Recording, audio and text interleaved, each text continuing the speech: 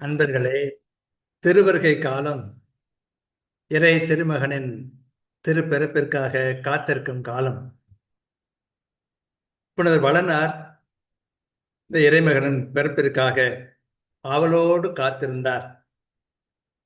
அந்த காத்திருக்கும் காலத்தில் அந்த திருமகனை பற்றி பல்வேறு கனவுகள், கற்பனைகள் அவருடைய மனத்தில் தோன்றுகின்றன. அப்படிப்பட்ட கனவுகளிலே ஒன்றை நாம் இன்று பார்க்க போகின்றோம். மிக அருமையான கனவு அது.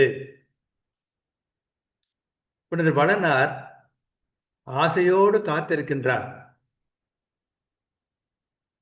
என்ன ஆசை என்று சொல்லும் பொழுது,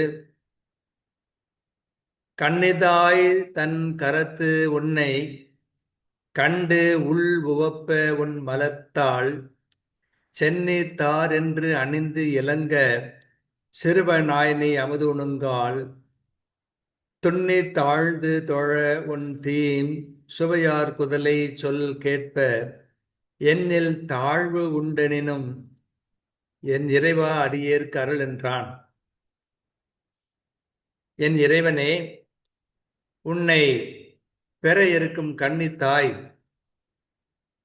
அவளுடைய திருக்கையிலே உன்னை கண்டு உள்ள மகிழவும், உன் மலர் போன்ற திருவடிகளை என் தலைக்கு மாலையாக அணிந்து சிறக்கவும், சிறுவனாய் பால் உண்ணும் போது உன்னை நெருங்கி பணிந்து தொழவும், இனிய சுவை நிறைந்த உன் மழலை சொல்லை கேட்கவும், என்னிடம் தகுதி குறைவு எவ்வளவுதான் இருப்பினும் பொருள்படுத்தாமல் அடியேனுக்கு அருள்வாயாக என்றெல்லாம் சூசை வேண்டினான்.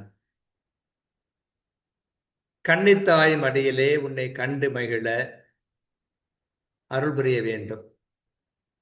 கன்னித்தாய் மடியில் உன்னை கண்டு மகிழ வேண்டும். உன் மலரடிகளை தலையில் சூடி மகிழ வேண்டும். நீ பாலருந்த போது உன் திருவடிகளை தொழ வேண்டும். உனது இனிய மழலை மொழியை கேட்க வேண்டும். குறைவுடையவன் நான், ஆயினும் குறைவுடைய எனக்கு நீ இன்னொருள் புரிய வேண்டும் என்று உருக்கமாக வளனார் வேண்டுகின்றார்.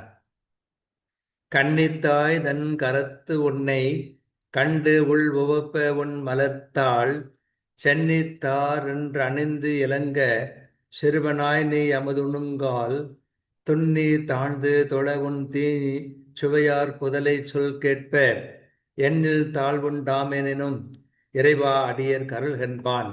இது வீரமாமுனிவருடைய அருமையான கற்பனை.